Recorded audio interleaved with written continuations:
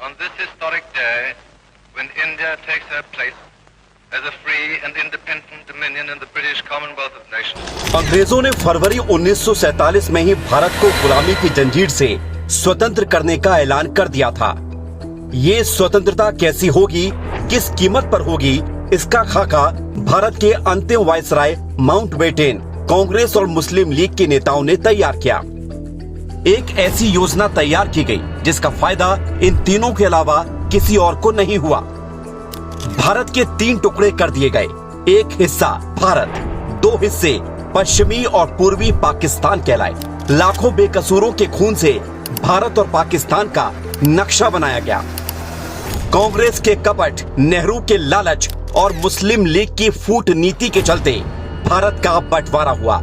वीर सावरकर जैसे अनेक राष्ट्रवादियों ने बंटवारे का पुरजोर विरोध किया, लेकिन नेहरू ने स्वतंत्र भारत का पहला प्रधानमंत्री बनने की अपनी आकांक्षाओं के चलते सबको नकार दिया।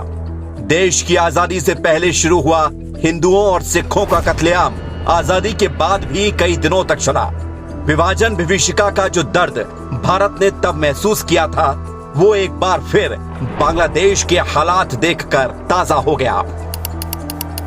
जिस तरह 1971 में तब के पूर्वी पाकिस्तान और वर्तमान के बांग्लादेश में रजाकारों ने हिंदुओं और अन्य अल्पसंख्यकों का नरसंहार किया था, ठीक वही घटनाएं 2024 में भी दोहराई गई। बांग्लादेश में हिंदुओं की हत्या और बलात्कार जैसी घटनाओं पर कांग्रेस की चुप्पी एक तरह से उन अनहोनी घटनाओं को मौन समर्थन देती रही। कांग्रेस का प्यार और दर्द समुदाय विशेष के लिए तो निकलता है, लेकिन पाकिस्तान और बांग्लादेश वाले हिस्से में अत्याचार सह रहे हिंदुओं के लिए 2 शब्द नहीं निकलते। विभाजन के दौरान कांग्रेस हिंदुओं और अन्य अल्पसंख्यकों के खिलाफ हिंसा के दौरान मूक दर्शक बनी रही थी। आज भी वह सक्रिय रूप से हिंसा को बढ़ावा दे रही है। बांग्लादेश में हिंदुओं पर हो रहे अत्याचार के खिलाफ खड़े होने की बजाय कांग्रेस का तंत्र वहां छोटी छोटी घटनाओं का फैक्ट चेक करने और अत्याचारियों के प्रति सहानुभूति दिखाने में ज्यादा व्यस्त है। इन आंकड़ों पर गौर करेंगे तो आपको वहां के बद से बदतर हालातों के बारे में पता चलेगा। भारत के विभाजन से पहले 1941 की जनगणना के अनुसार पश्चिमी पाकिस्तान में हिंदुओं की आबादी 14.6% थी और पूर्वी पाकिस्तान में 28% आबादी हिंदू थी।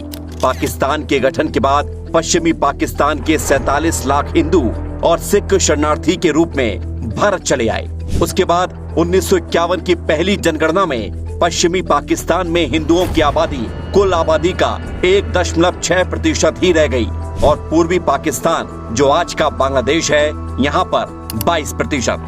बांग्लादेश के गठन के बाद 1974 में हुए सेंसस में पता चला कि हिंदुओं की आबादी कुल आबादी का 13.5% ही रह गई थी। हिंदुओं की आबादी न सिर्फ पाकिस्तान में बल्कि बांग्लादेश में भी तेजी से घटी है। 2022 के सेंसस के मुताबिक बांग्लादेश में अब महज आबादी के 7.95% ही हिंदू बचे हैं, लेकिन कांग्रेस ने कभी भी उनके लिए आवाज नहीं उठाई, बल्कि इसके उलट मोदी सरकार के सीएए के फैसले का भी विरोध किया। उस फैसले का जो 3 पड़ोसी देशों पाकिस्तान, अफगानिस्तान और बांग्लादेश में सताए गए उन अल्पसंख्यकों को भारतीय नागरिकता देता है जो 31 दिसंबर 2014 से पहले भारत में आकर बस गए थे। लेकिन कांग्रेस है कि वो 1947 में भी अपने फायदे की राजनीति कर रही थी और आज भी कर रही है। कांग्रेस आज भी अपने विदेशी आकाओं के सपने को पूरा करने के लिए भारत को खंडित करने के षड्यंत्र में लगी हुई है और समाज को बांटकर देश में एक और बंटवारा करने में लगी हुई है।